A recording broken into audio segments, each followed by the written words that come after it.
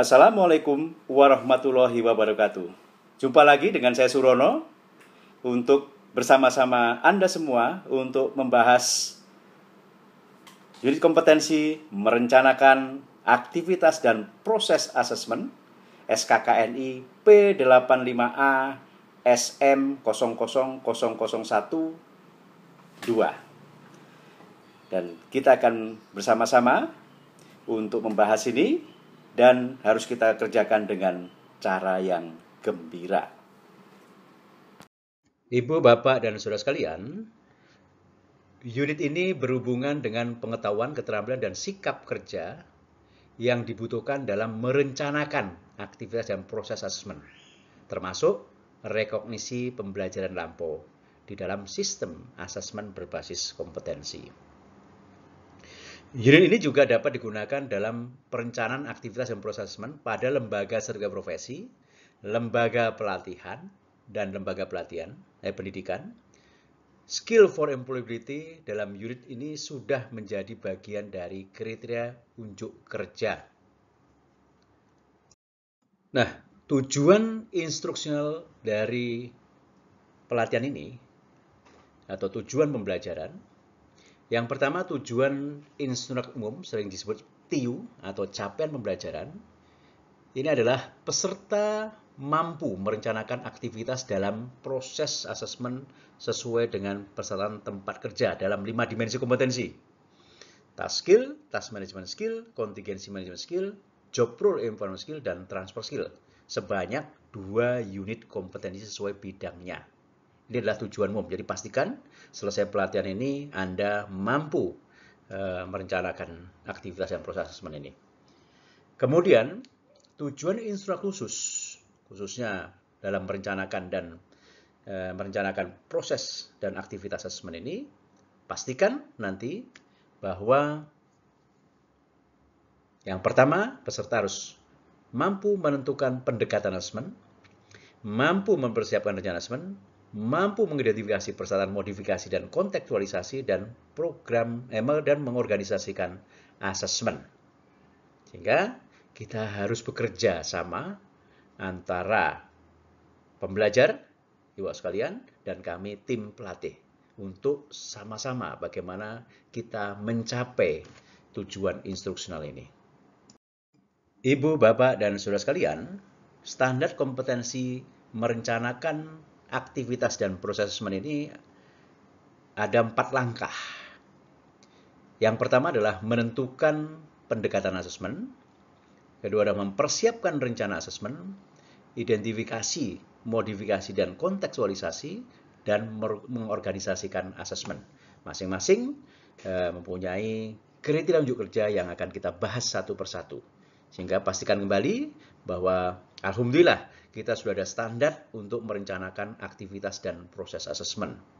Bisa terbayang kalau ini tidak ada standarnya, maka akan sulit kita merencanakan aktivitas dan proses asesmen. Baik, kita mulai dengan elemen 1 atau langkah pertama, yaitu menentukan pendekatan asesmen. Ada 2 tahap atau learning experience yang harus kita lalui. Yang pertama adalah kandidat, tujuan, dan konteks asesmen diidentifikasi dan dikonfirmasikan dengan orang yang relevan sesuai dengan persyaratan hukum, organisasi, dan etika. Tahap kedua, standar industri atau tempat kerja yang berlaku diidentifikasi, diakses untuk asesmen dan persyaratan asesmen spesifik apapun. Untuk kandidat, ini bisa berasal dari hasil pelatihan dan atau pendidikan. Yang kedua bisa berasal dari pekerja berpengalaman, dan juga berasal dari pelatihan atau belajar mandiri. Berikutnya adalah tujuan asesmen. Paling tidak ada 9 tujuan asesmen kompetensi. Yang pertama adalah dalam rangka sertifikasi kompetensi. Yang kedua dalam rangka pengakuan kompetensi terkini atau RCC yang sudah dimiliki ACC. Kemudian rekognisi pembelajaran lampau atau RPL atau Recognition Prior Learning. Kemudian asesmen dalam rangka evaluasi hasil pelatihan atau proses pembelajaran. Kemudian penetapan kemampuan dalam rangka pencapaian kualifikasi. Kemudian pengukuran kinerja, kemudian asesmen dalam pengklasifikasian karyawan atau pemberian dukungan pengembangan karir, kemudian rekrutmen berpotensi, dan pemberian lisensi, registrasi, penugasan, atau persyaratan regulator. Sehingga dalam pelatihan ini kalau kita bisa pastikan bahwa tujuan kita adalah asesmennya ada 9 sebenarnya, sehingga sebagai asesor kita bisa melayani paling tidak ada 9 jasa ini.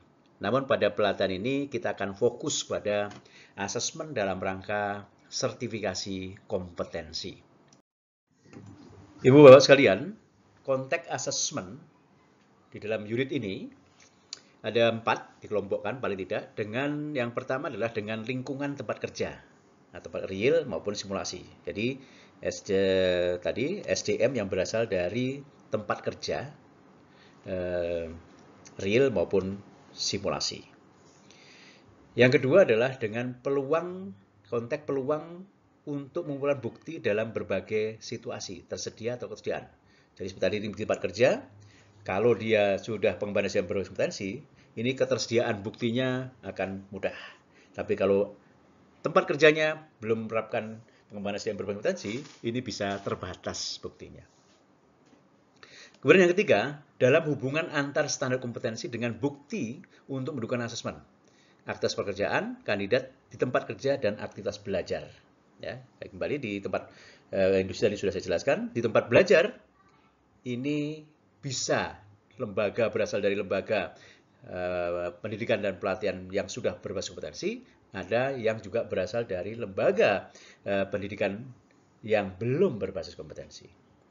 Yang keempat, dalam hubungannya dengan siapa yang melakukan asesmen, lembaga sertifikasikah, lembaga pelatihan, asesor dunia usaha atau enterprise asesor. Kemudian orang yang relevan untuk dikonfirmasi dalam rangka menentukan pendekatan asesmen ini ada beberapa, mulai dari manajer sertifikasi, lembaga pelatihan kerja, manajer pelatihan, dan atau lainnya. Sedangkan persyaratan hukum, organisasi, dan etika yang dimaksud dalam penentuan pendekatan asesmen ini ada beberapa. Yang pertama berupa kebijakan prosedur sistem asesmen, persyaratan strategi asesmen, sistem pelaporan, pencatatan, dan pengambilan keputusan untuk asesmen termasuk RPL, sistem jaminan mutu, rencana bisnis dan kinerja, kebijakan dan prosedur akses dan kesetaraan, pengaturan kolaborasi dan kemitraan, parameter sumber daya yang ditentukan, pengaturan saring pengakuan, sistem dan proses hubungan industrial, penghargaan dan perjanjian perusahaan, kerangka kualifikasi, ruang lingkup regulasi, kebijakan dan prosedur sumber daya manusia, persyaratan hukum termasuk anti diskriminasi, kesempatan kerja yang setara, peran pekerjaan, tanggung jawab dan kondisi, kode etik industri yang relevan, persyaratan kerahasiaan dan privasi, pertimbangan K3 termasuk memastikan persyaratan K3 dipatuhi selama proses penilaian atau asesmen, mengidentifikasi dan laporan bahaya kekhawatiran K3 kepada personil terkait.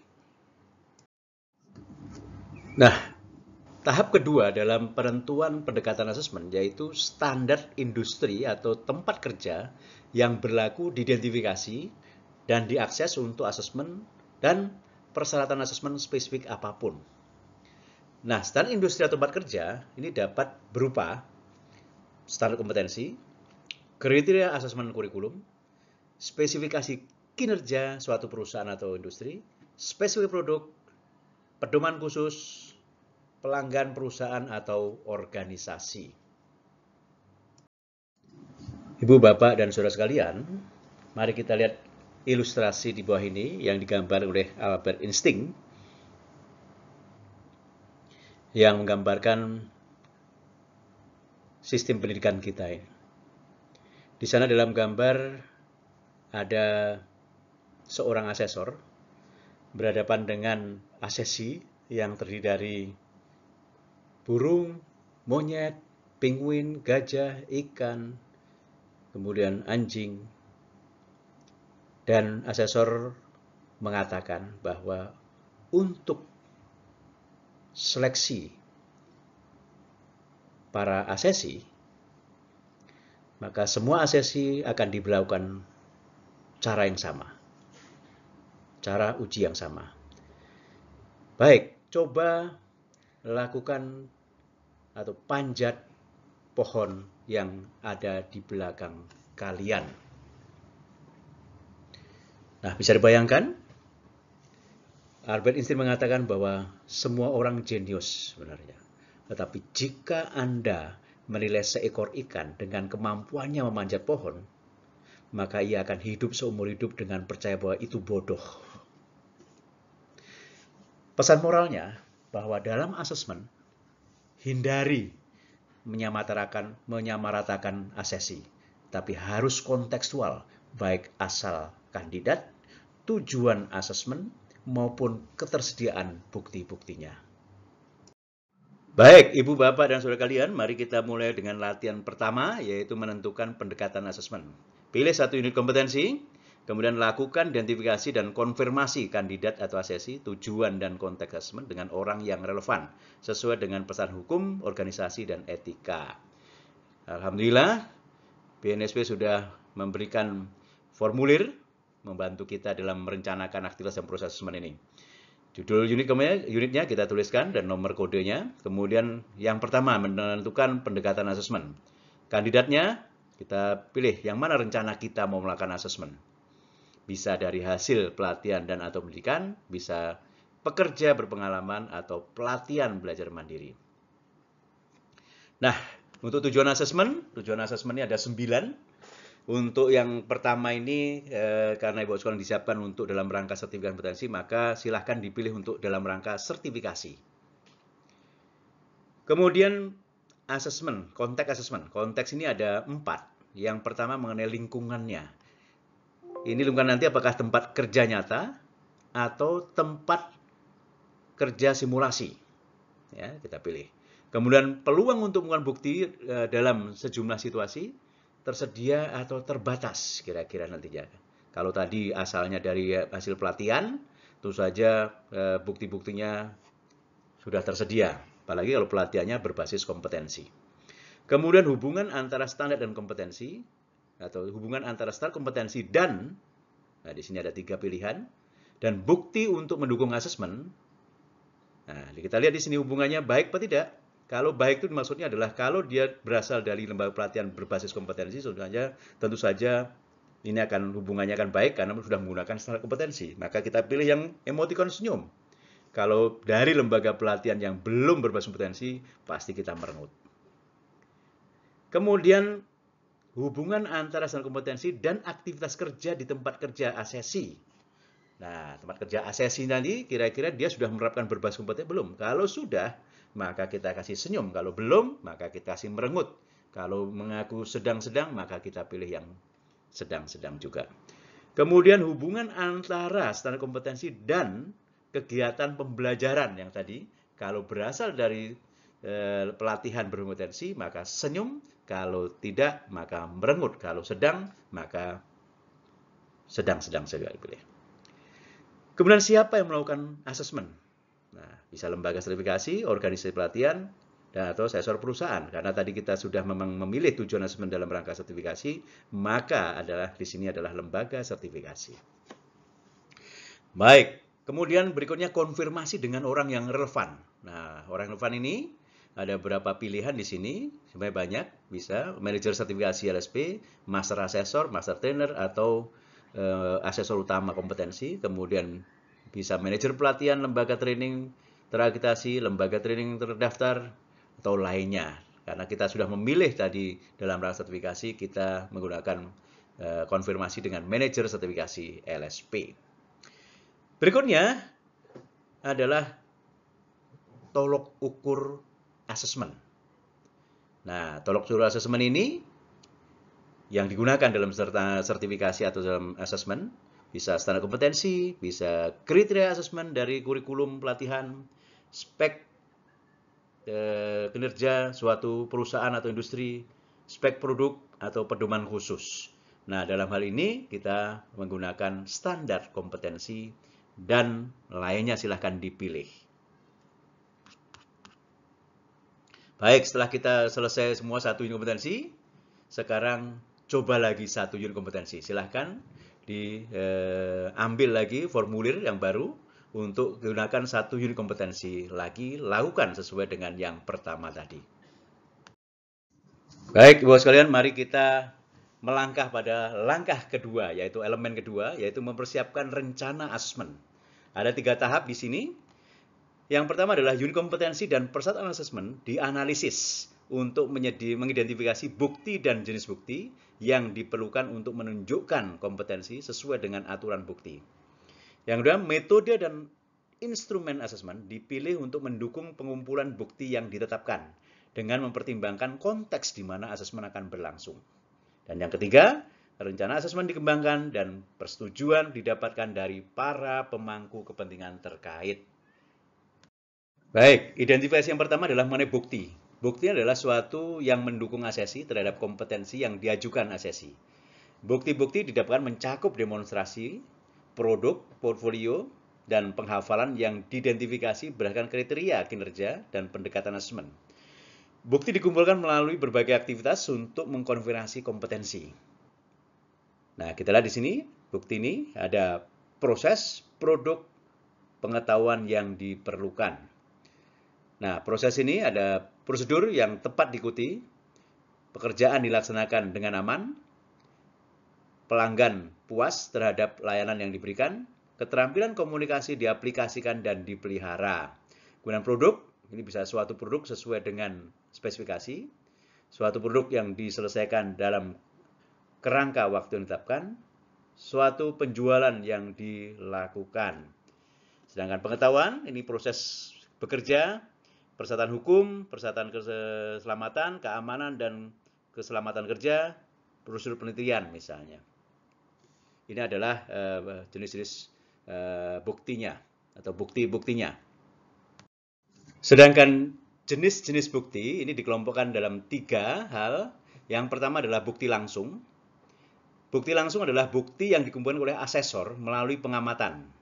Disebut langsung karena asesor secara langsung mengamati dan merekam bukti-buktinya.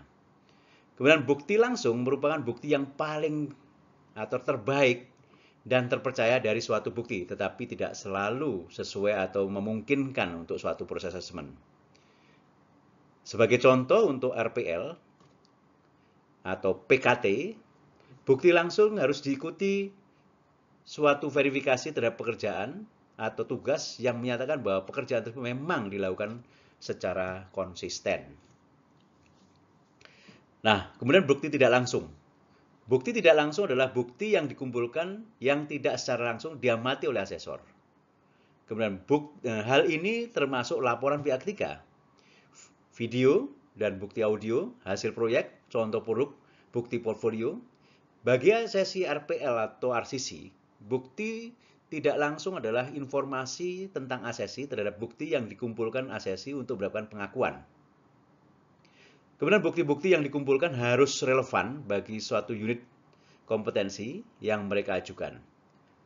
Suatu surat referensi dari pihak pemberi kerja yang menyatakan bahwa asesi telah dapat mengerjakan seluruh tugas terkait merupakan bukti yang belum memadai. Perangkat asesmen berkualitas mensyaratkan bahwa setiap unit kompetensi didukung oleh contoh di mana dan kapan tugas-tugas tersebut diselesaikan. Nah, kelompok ketiga adalah bukti tambahan. Bukti tambahan adalah bukti yang digunakan untuk memastikan kecukupan bukti-bukti yang diajukan, baik secara pengetahuan ataupun verifikasi tersebut. Bukti ini dapat dilakukan melalui pertanyaan lisan atau tertulis, atau wawancara yang secara akurat merefleksikan kinerja asesi. Nah, dari kenapa ditambahan? Karena kita harapkan ini adalah akan melengkapi keduanya apabila tidak lengkap. Bukan sebagai persyaratan pertama dites dulu. Kalau nggak lulus tidak boleh praktek. Nah, ini yang tidak boleh. Karena kita sebut sebagai bukti tambahan. Contoh jenis bukti. Langsung, tadi contohnya observasi aktivitas kerja, baik pada keadaan sebenarnya ataupun dalam kondisi disimulasikan. Dan juga bukti ini adalah contoh hasil kerja. Untuk tidak langsung, misalnya laporan pihak ketiga yang kredibel, juga portfolio. Kemudian tambahan, ada pertanyaan lisan, pertanyaan tertulis, pertanyaan wawancara. Nah, berikutnya, Bukti-bukti dan jenis bukti tadi harus mengikuti aturan bukti. Di sana ada valid, autentik atau asli, terkini dan memadai atau sering disingkat VATM. Valid ini adalah bukti yang dikumpulkan memenuhi persyaratan dari unit kompetensi atau standar yang spesifik. Nah, panduan proses pengumpulannya, bukti harus sesuai dengan persyaratan dari unit kompetensi yang diakses. Jika unit kompetensi memerlukan keterampilan yang akan didemonstrasikan, bukti keterampilan dapat diobservasi atau dikumpulkan melalui cara lain oleh asesor sesuai dengan pedoman penilaian pada standar kompetensi tersebut. Kemudian yang kedua, autentik atau asli. Bukti yang dikumpulkan adalah hasil pekerjaan asesi itu sendiri. Jika asesor belum yakin, maka bukti tambahan diperlukan. Bukti harus, nah ini proses panduan proses pengumpulannya. Bukti harus dengan jelas menunjukkan kompetensi asesi, bukan bukti yang dikerjakan orang lain. Hal ini memiliki implikasi bahwa untuk RPL atau PKT, proses yang dikerjakan pada saat lampau harus diverifikasi oleh pihak otoritas yang ditentukan. Kemudian yang ketiga adalah terkini. Bukti harus berhubungan dengan keterbaruan dan apakah bukti tersebut berhubungan dengan kompetensi asesi terkini. Nah, panduan proses pengumpulannya, bukti harus dikumpulkan dalam kerangka waktu yang ditentukan. Harus didemonstrasikan oleh asesi pada tingkat keterampilan dan pengetahuan. Bukti yang lebih lama masih mungkin diperbolehkan sepanjang asesi dapat menunjukkan bukti pendukung yang menyatakan bahwa keterampilan dan pengetahuan tersebut masih diaplikasikan di tempat kerja. Untuk memastikannya, pertimbangan profesional diperlukan dari asesor. Yang keempat, memadai. Berhubungan dengan banyaknya bukti yang dikumpulkan, memenuhi seluruh aspek dari unit kompetensi, dimensi kompetensi, dan employability skill. Pertimbangan aspek kritis pada unit kompetensi termasuk keterampilan atau pengetahuan yang didemonstrasikan dari waktu ke waktu dengan konteks yang berbeda. Setelah kita identifikasi bukti dan jenis bukti, selanjutnya kita identifikasi metode asesmen. Yang pertama adalah observasi langsung. Ini dapat berupa kerja nyata atau aktivitas waktu nyata di tempat kerja atau aktivitas kerja dalam lingkungan tempat kerja yang disimulasikan. Kemudian kegiatan terstruktur, latihan simulasi dan permainan peran, proyek, presentasi, lembar kegiatan. Kemudian tanya jawab, ini dapat berupa pertanyaan tertulis, wawancara, asesmen mandiri, tanya jawab lisan, angket, ujian lisan atau tertulis. Selanjutnya, verifikasi portfolio, ini dapat berupa contoh pekerjaan yang disusun oleh kandidat, produk dengan dokumentasi mendukung, bukti sejarah, jurnal, atau buku catatan informasi tentang pengalaman hidup. Selanjutnya, ulasan produk, misalnya testimonial dari laporan dari atasan, kemudian bukti pelatihan, pencapaian sebelumnya yang diautentikasi, wawancara dengan atasan atau rekan kerja. Setelah kita mengetahui metode asesmennya, kita juga harus melihat instrumen asesmen. Ini adalah kegiatan atau pertanyaan-pertanyaan spesifik untuk mengakses kompetensi bagi individu atau kelompok yang mencakupi lembar periksa observasi langsung misalnya, lembar asesmen kegiatan terstruktur, daftar pertanyaan, lembar periksa verifikasi portfolio, lembar periksa ulasan produk, dan lainnya.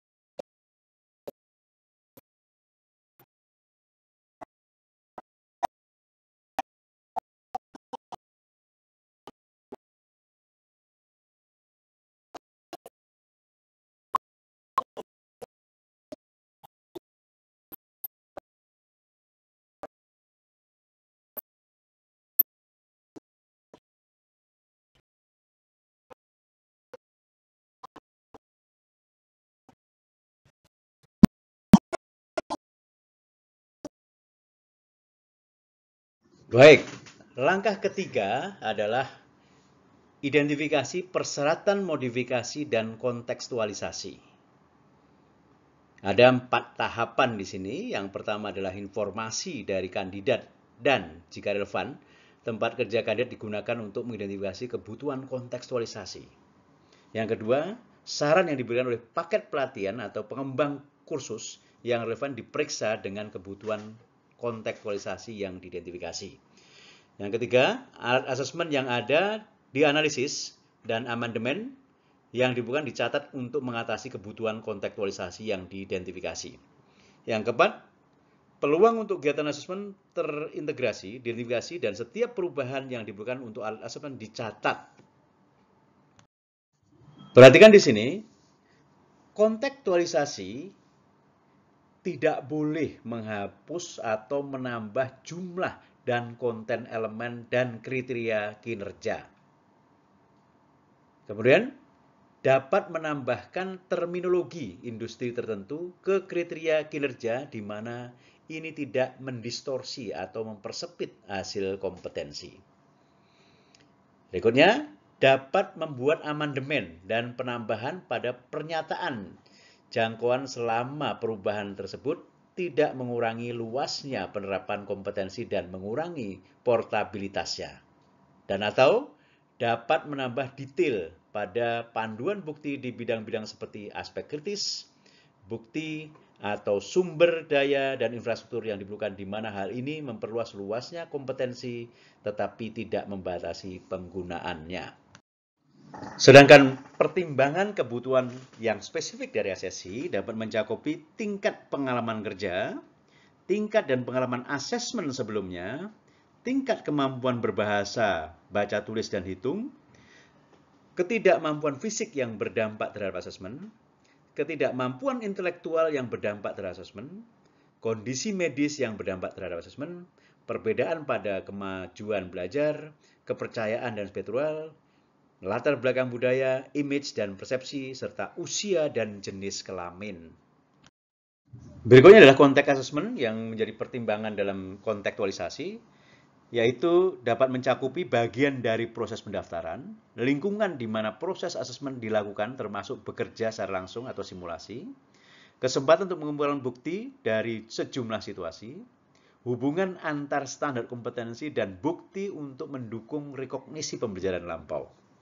Kemudian seseorang yang melaksanakan asesmen, hubungan antara standar kompetensi dan kegiatan belajar, pengaturan hubungan kerjasama, periode waktu selama pelaksanaan asesmen, dan mekanisme penjaminan mutu. Baik, mari kita mulai dengan latihan ketiga. Bagaimana kita mengidentifikasi persyaratan modifikasi dan kontekstualisasi.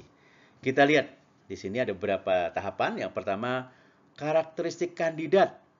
Nah, kita pilih di sini, kalau ada, maka kita tuliskan. Kalau tidak ada, kita tulis yang tidak ada. Juga kebutuhan kontekstualisasi terkait tempat kerja. Ada nggak kontekstualisasinya? Ya. Kemudian saran yang diberikan oleh paket pelatihan atau pengembangan pelatihan. Jika ada, tuliskan ada, tuliskan. Kalau tidak ada, tidak perlu. Kemudian penyesuaian perangkat asesmen terkait kebutuhan kontekstualisasi. Kemudian peluang untuk kegiatan asesmen terintegrasi dan mencatat setiap perubahan yang diperlukan untuk alat asesmen. Di sini kita pilih bila ada maka kita tuliskan. Kalau tidak ada ya sudah tidak. Baik, elemen 4 atau langkah keempat mengorganisasikan asesmen. Ada 5 tahapan di sana. Yang pertama adalah menganalisis instrumen asesmen yang tersedia untuk kesesuaian penggunaan dianalisis dan modifikasi yang diperlukan diidentifikasi. Analisis. Kemudian yang kedua, instrumen asesmen untuk memenuhi standar dan kebutuhan tempat kerja kandidat yang diperlukan dikembangkan. Nah, yang diperlukan tentunya dikembangkan. Dari mana kita tahu diperlukan? Ada langkah ketiga, yaitu instrumen asesmen terhadap pernyataan unit atau kursus dipetakan. Kita petakan. Kemudian instruksi yang jelas ditulis untuk kandidat dan penilai atau asesor mengenai penggunaan instrumen asesmen. Dan yang kelima, draft assessment memenuhi standar yang disyaratkan dan kebutuhan tempat kerja atau kandidat tertentu, serta catat hasil pemeriksaan diperiksa, dicatat, dan dikonfirmasi. Nah, mari kita lihat pada tahapan pertama, yaitu analisis instrumen asesmen berdasarkan metode yang akan digunakan.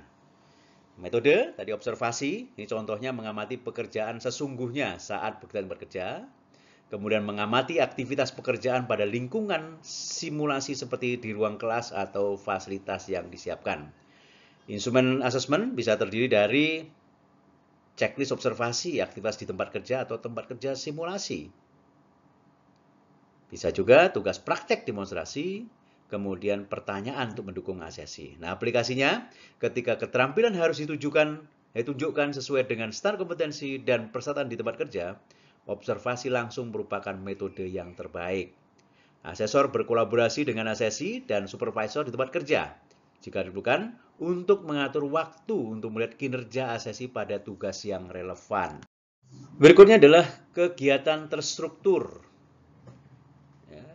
Ini menyelesaikan suatu proyek, melakukan suatu presentasi, menggunakan simulasi termasuk bermain peran.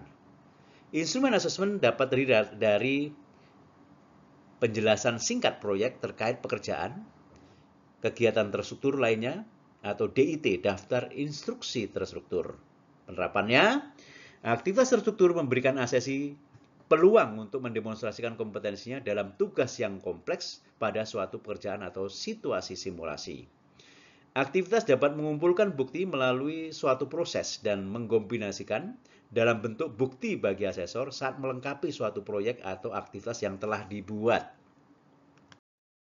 Tanya jawab berikutnya, yaitu contohnya adalah jawaban tertulis terhadap pertanyaan singkat, pilihan berganda dan atau esai pada kertas online atau metode elektronik lainnya, kemudian melakukan wawancara atau pertanyaan lainnya, menggunakan kuesioner untuk mengumpulkan informasi, ujian secara lisan dan atau tertulis untuk teori lainnya. Nah, instrumen yang digunakan contohnya adalah pertanyaan tertulis, pilihan berganda, lembar kunci jawaban pertanyaan tertulis pilihan ganda, lembar jawaban pilihan ganda.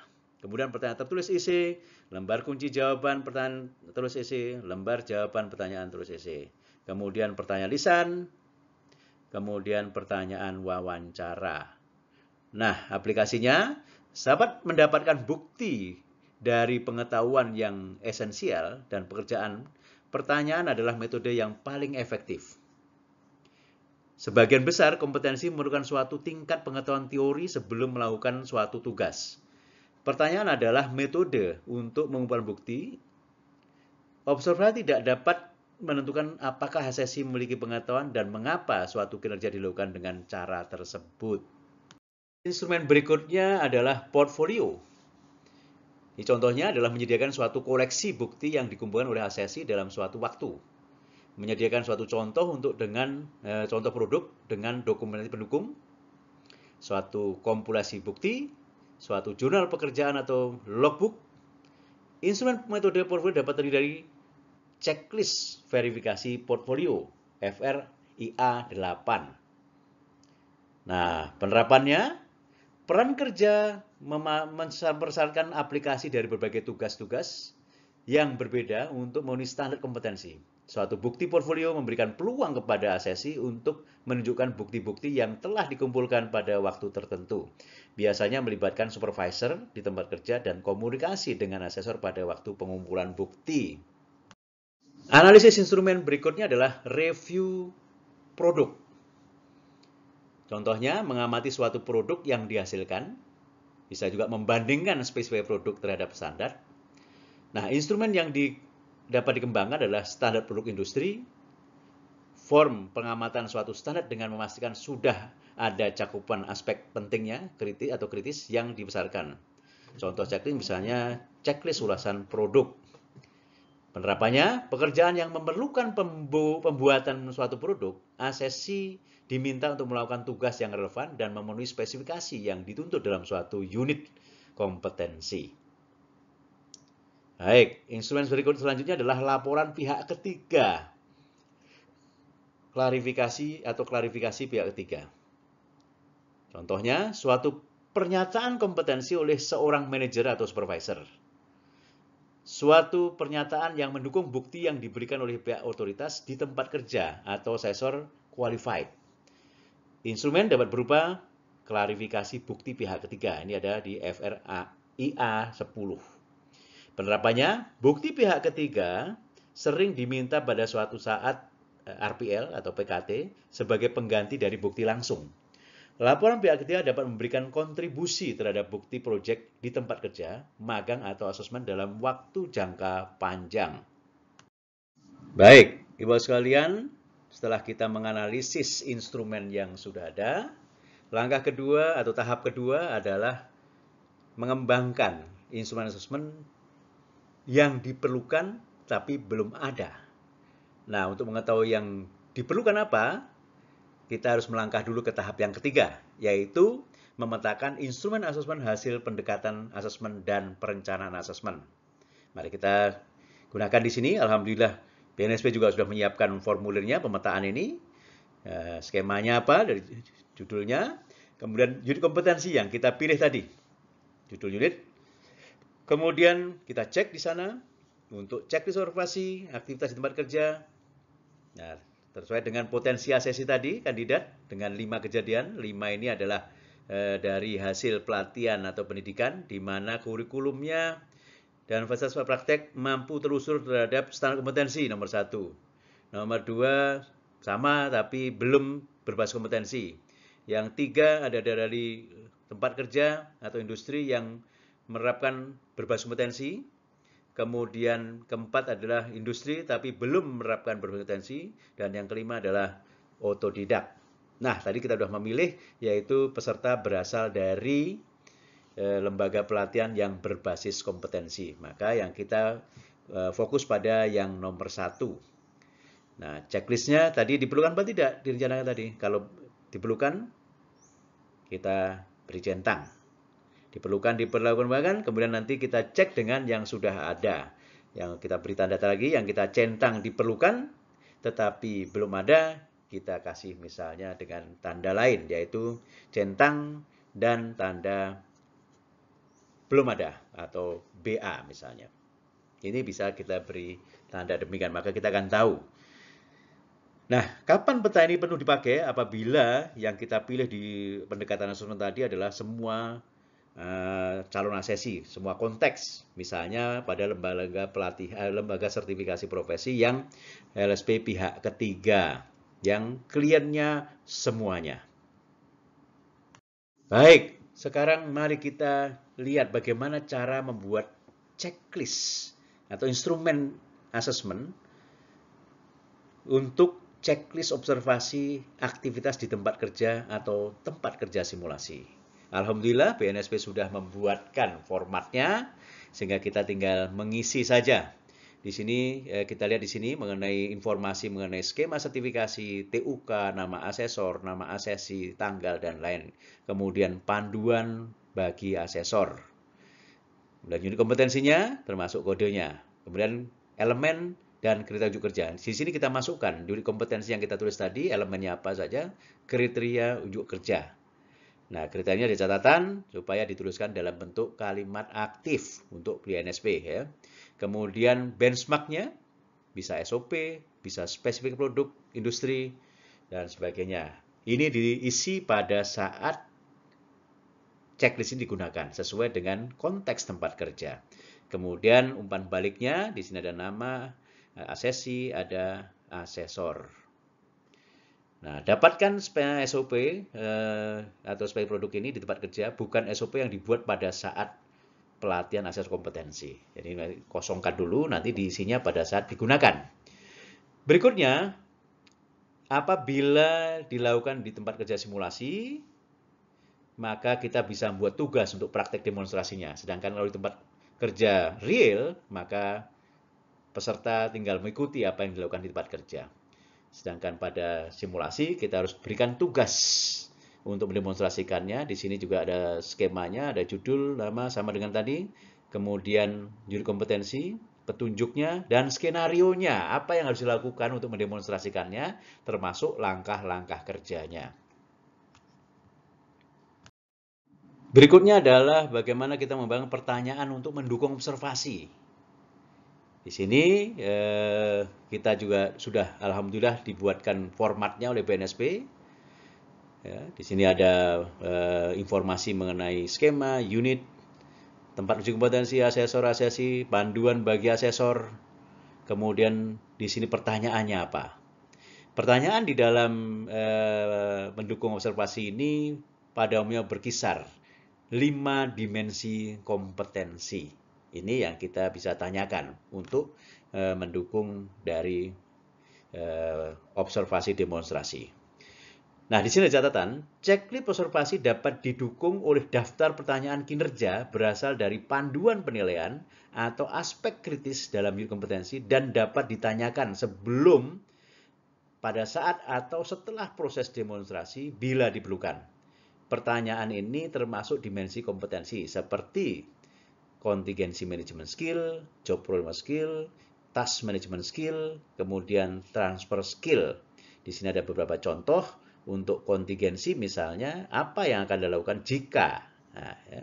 Kemudian misalnya untuk job role, bagaimana prosedur dan kebijakan untuk melakukan unit kompetensi itu. Kemudian ada task management skill, misalnya apa fungsi Anda dan bagaimana mengelola ketika Anda melakukan ini. Dan juga transfer skill, misalnya bagaimana Anda melakukan dengan situasi atau alat yang berbeda. Baik, berikutnya adalah instrumen asesmen untuk penjelasan singkat proyek terkait pekerjaan atau kegiatan terstruktur lainnya. Di sini alhamdulillah BNSP juga sudah menyiapkan formatnya. Kita tinggal menggunakan mulai dari skema sertifikasinya, informasi nama asesor, unit kompetensinya, hal yang perlu dipersiapkan atau dilakukan untuk atau dihasilkan untuk suatu kegiatan terstruktur. Kemudian hal-hal yang perlu didemonstrasikan, umpan baliknya. Ya. Nah, di sini ada catatan, pada saat kegiatan penilaian terstruktur atau disimulasikan untuk diakses, seorang asesor perlu mengembangkan berbagai instrumen asesmen yang mencakup skenario atau garis besar situasi, kemudian instruksi untuk orang yang terlibat dalam kegiatan simulasi, instruksi untuk asesi dan asesor, dan checklist observasi. Skenario dapat berupa lembaran sederhana yang menguraikan skenario kepada asesi dan asesor. Skenario atau role play dikembangkan untuk mengumpulkan bukti seberapa efektif seorang asesi dapat menunjukkan praktek kerja yang diminta atau di suatu unit kompetensi. Baik, Ibu, Bapak, dan Saudara sekalian, kita masuk pada pertanyaan tertulis. Nah, ada beberapa pertimbangan dalam pengembangan pertanyaan tertulis. Berikut adalah hal-hal yang harus dipertimbangkan pada saat mendesain pertanyaan pengetahuan. Ini beberapa tahap. Yang pertama adalah sebelum menulis pertanyaan atau memilih pertanyaan. Yang pertama, apakah sudah mengidentifikasi tujuan penilaian? Berikutnya, apakah sudah mengidentifikasi pengetahuan yang relevan dengan unit kompetensi? Kemudian apakah sudah mencakup keterampilan dasar yang relevan terhadap kompetensi? Apakah sudah memilih tipe pertanyaan yang paling sesuai?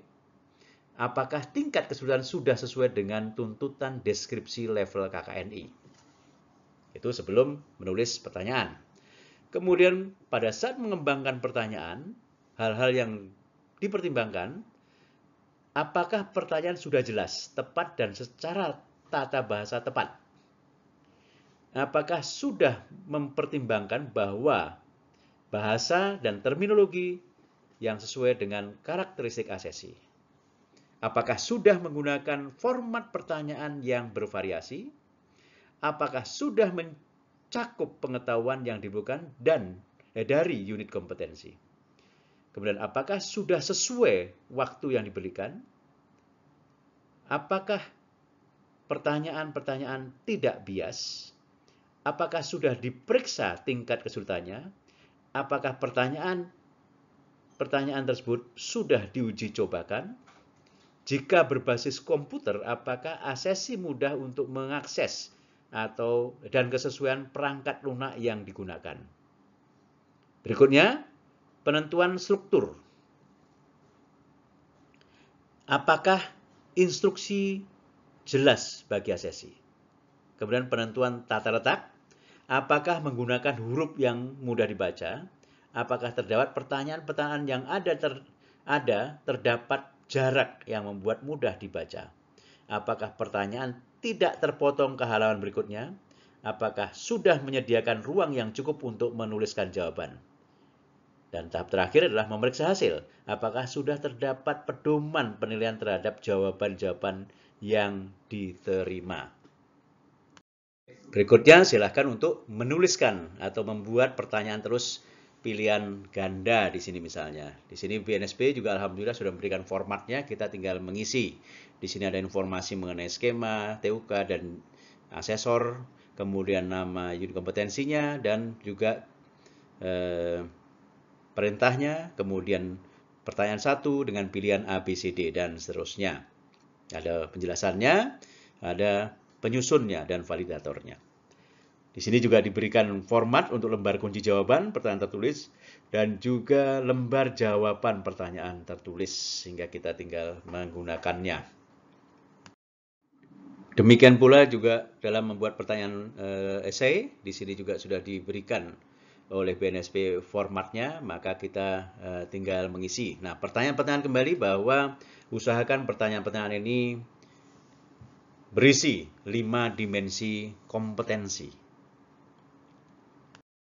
Baik, berikutnya adalah pertanyaan lisan dan wawancara. Nah, ini merupakan metode tanya jawab dengan menggunakan daftar pertanyaan lisan atau wawancara dapat digunakan untuk sejumlah pertanyaan pada berbagai situasi. Daftar pertanyaan lisan memberikan bukti yang bermanfaat tentang pemahaman mereka tentang prosedur di tempat kerja, peraturan perundangan, dan persyaratan keselamatan. Pertanyaan wawancara memungkinkan seorang asesor mendapatkan klarifikasi, konfirmasi, atau suplementasi saat dibutuhkan. Misalnya, respon terhadap berdasarkan bukti yang ada, ajukan bagaimana melakukan cara yang efektif untuk menentukan sesuatu atau mengantisipasi masalah yang pernah timbul dari suatu proses kerja. Di sini juga BNSP alhamdulillah memberikan formatnya untuk kita mengisi.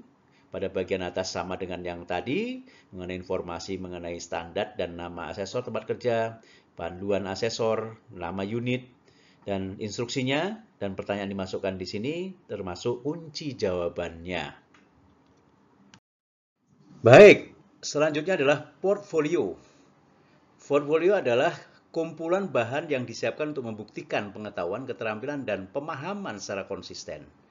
Dokumen ini sering digunakan sebagai instrumen untuk rekognisi pembelajaran lampau.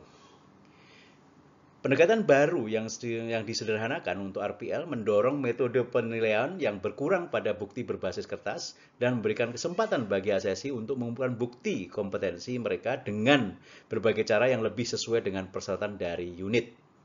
Jika asesor memilih untuk menggunakan portfolio sebagai bagian dari bukti yang menjadi dasar penilaian asesor, pedoman portfolio untuk asesi harus benar-benar jelas untuk tujuan dan komposisi portfolio yang diharapkan.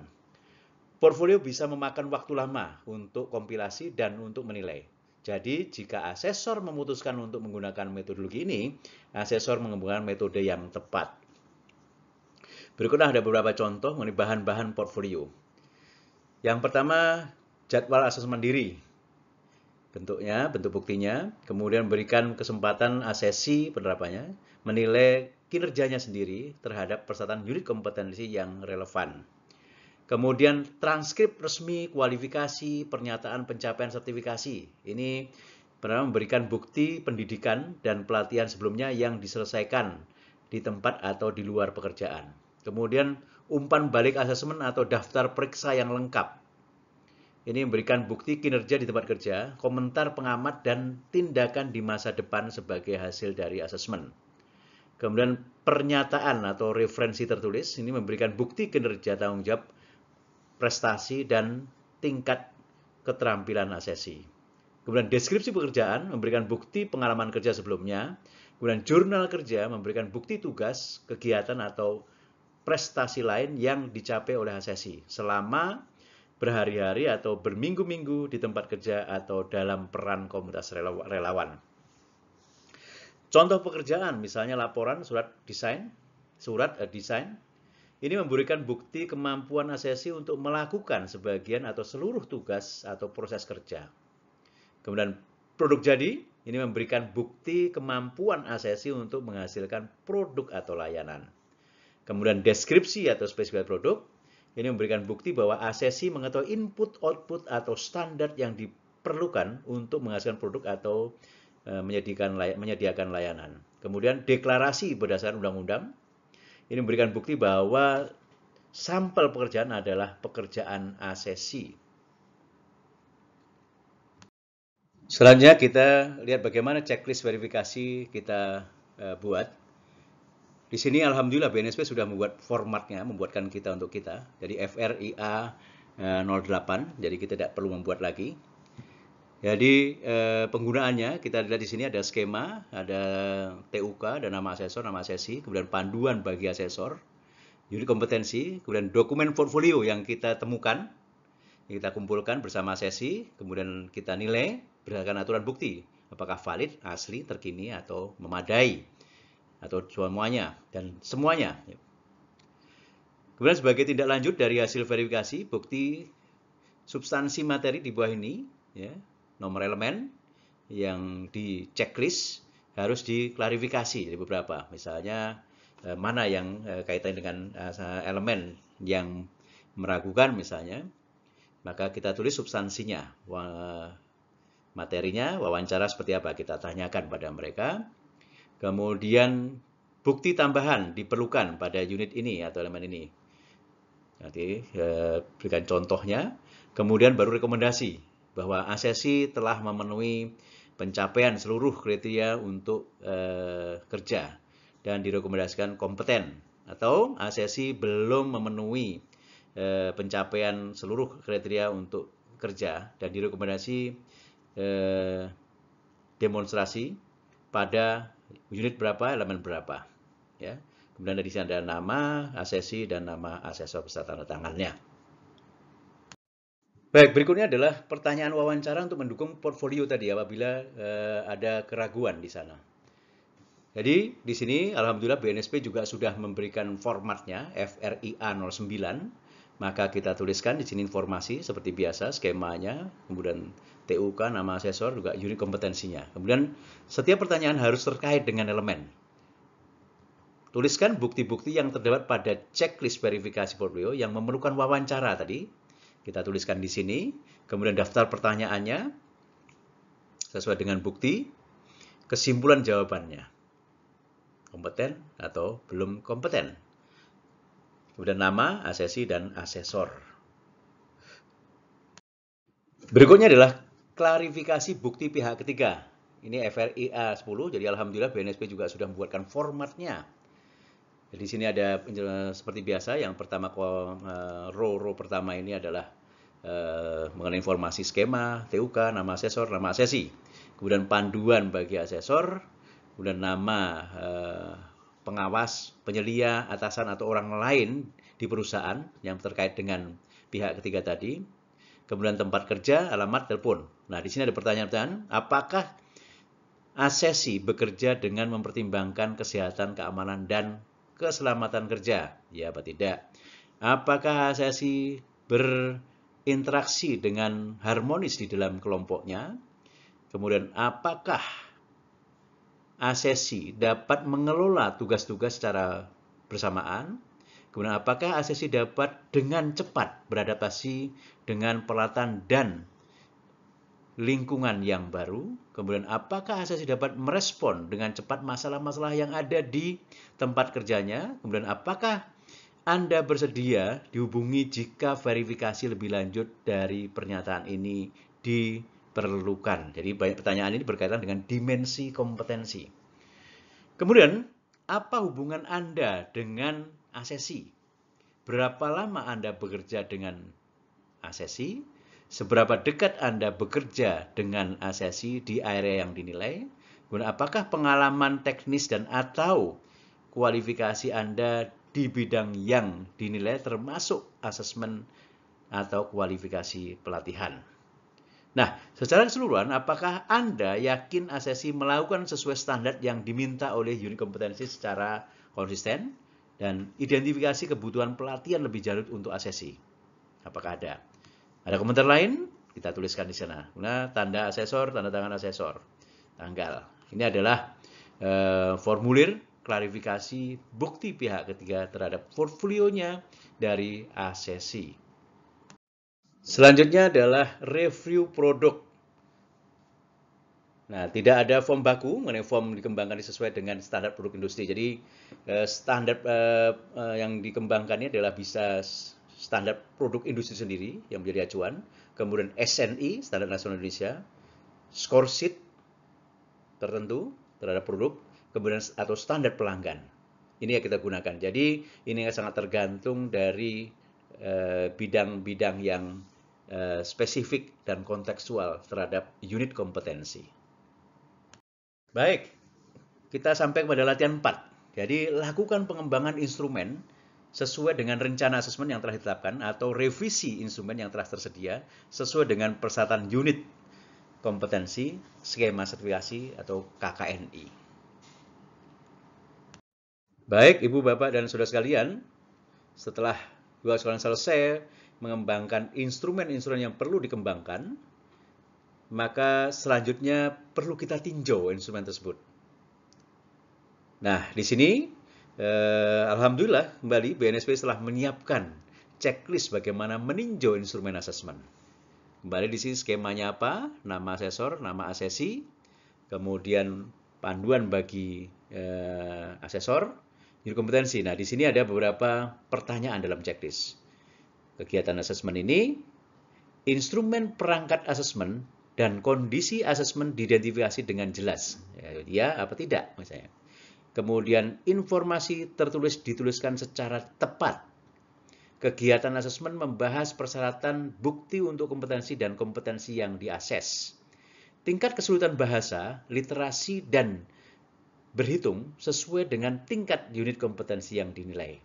Kemudian tingkat kesulitan kegiatan sesuai dengan kompetensi atau kompetensi yang diakses. Contoh, benchmark dan atau checklist asesmen tersedia untuk digunakan dalam pengambilan keputusan asesmen. Diperlukan modifikasi seperti yang diidentifikasi dalam komentar. Kemudian tugas asesmen siap digunakan. Nah, ini kita cek apakah ya atau tidak. Bila tidak, komentarnya apa untuk peningkatan berlanjut atau perbaikan.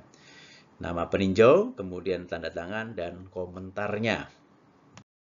Nah, latihan kelima, gunakan instrumen asesmen yang sudah Anda dan lakukan uji coba bersama kolega asesor. Kemudian rekam hasil uji coba, termasuk rekomendasi untuk peningkatan kualitas dengan menggunakan form IA 11, checklist meninjau instrumen asesmen yang di atas tadi. Silahkan dicoba. Baik, Ibu sekalian, saya yakin sudah dapat menjalankan seluruh elemen dan juga kriteria uji kerja di dalam merencanakan aktivitas dan proses asesmen tadi. Dan itu merupakan dimensi pertama yang berhasil kita selesaikan, dimensi yang paling sulit. Sehingga dengan dimensi pertama ini kita bisa selesaikan, maka kita lanjutkan dengan dimensi-dimensi berikutnya. Yaitu ada task management skill, yaitu keterampilan mengelola beberapa tugas dan terkait yang harus dikelola dari seorang asesor kompetensi sesuai dengan kualifikasinya. Kemudian contingency management skill, keterampilan mengelola dan mengatasi masalah yang berpotensi dalam menjalankan tugas serta alternatif penyelesaiannya. Kemudian job role management skill, ini kemampuan bekerja dan berperan pada dan dengan persyaratan lingkungan kinerja. Kemudian transfer skill, kemampuan adaptasi dan mentransfer keterampilan pada konteks atau persyaratan lingkungan baru. Sehingga Ibu sekalian, bayangkan kalau kita bisa task skill di sini, kemudian bisa mengelola tugas-tugas kita selain yang tugas utama tadi, kemudian kontingensi bisa menyelesaikan masalah, kita bisa bekerja pada lingkungan tempat kerja yang sesuai, dan mampu mengadaptasi bila ada spek baru, ada standar baru, ada konteks baru kita bisa selesaikan. Maka kita betul-betul manusia yang unggul di dalam menjalankan tugasnya. Baik, Ibu sekalian, kita coba bagaimana memastikan kita kompeten dalam 5 dimensi kompetensi. Di sini saya berikan suatu format untuk kita mencoba mengidentifikasi kompetensi kita di dalam merencanakan aktivitas dan proses asesmen. Oke, baik. Di sini yang pertama adalah keterampilan menjalankan tugas sesuai standar atau task skill, yaitu tugas kita adalah merencanakan aktivitas dan proses asesmen. Ini sebagai task skill kita. Kemudian yang kedua, keterampilan mengelola tugas, task management skill. Apakah kita mampu mengelola tugas ini? Sebagai asesor kompetensi, pada saat mendapatkan tugas merencanakan aktivitas dan proses asesmen, juga harus mengkoordinasikan dan konfirmasi terhadap pelaksanaan asesmen dan kontribusi dalam validasi asesmen. Apa yang kita akan kelola tadi. Kemudian, yang ketiga, keterampilan mengatasi masalah, contingency management skill. Nah, sini kita identifikasi potensi-potensi masalah yang dapat menghambat merencanakan aktivitas dan proses asesmen, termasuk alternatif mengatasinya. Sebagai contoh, misalnya standar kompetensi tidak tersedia informasi untuk konteks variabelnya. Kita ketemu standar yang ternyata tidak ada konteks variabelnya. Maka, apa yang harus kita lakukan? Maka, kita mengakses SOP tempat kerja atau kurikulum atau uraian pekerjaan yang ada di tempat kerja, industri, atau institusi. Ini yang bisa kita lakukan mengatasinya. Sebagai contoh. Kemudian misalnya potensi masalah selanjutnya adalah standar kompetensi tidak tersedia panduan penilaiannya. Nah, bagaimana melakukan penilaiannya? Maka kita harus segera dalam mengatasinya pada persiapan rencana asesmen, pada identifikasi metode dan instrumen, fokuskan pada info pada pendekatan asesmen, informasi tadi yang waktu kita pendekatan asesmen kita benar-benar lihat di sana bagaimana kita menentukan metode dan perangkat asesmennya. Kemudian potensi berikutnya misalnya pada standar kompetensi tidak ada aspek kritis misalnya. Nah, bagaimana kita mengatasi dalam perencanaan ini? Gunakan indikator kompetensi pada modul pembelajaran. Lihat di sana, indikator itu adalah sebagai aspek kritis. Kemudian potensi masalah lain misalnya, pada KUK ternyata tidak ada info mengenai sikap. Padahal seharusnya KUK itu terdiri dari knowledge, skill, dan attitude. Ternyata itu juga ada. Bagaimana kita mengatasi dalam merencanakan ini? Maka lakukan survei singkat kepada pemangku kepentingan mengenai sikap yang dibutuhkan dalam menjalankan KUK tadi. Dan seterusnya. Identifikasi masalah-masalah potensi lagi. Kemudian yang keempat, keterampilan bekerja atau berperan dalam lingkungan kerja, yaitu job roles environment skill. Nah, di sini lingkungan kerja, LSP, lingkungan kerja, karena kita sedang merencanakan dan asesmen, yang harus diikuti dalam tugas merencanakan aktivitas asesmen dapat mencakupi sistem jaminan mutu LSP-nya, harus kita perhatikan nanti. Kemudian kode etik asesor, komunikasi dengan personel LSP, manajer sertifikasi, manajer mutu misalnya, kemudian persyaratan K3 LSP yang harus diperhatikan. Jadi, apakah kita mampu bekerja pada lingkungan LSP? Karena kita sedang merencanakan aktivitas dan proses asesmen.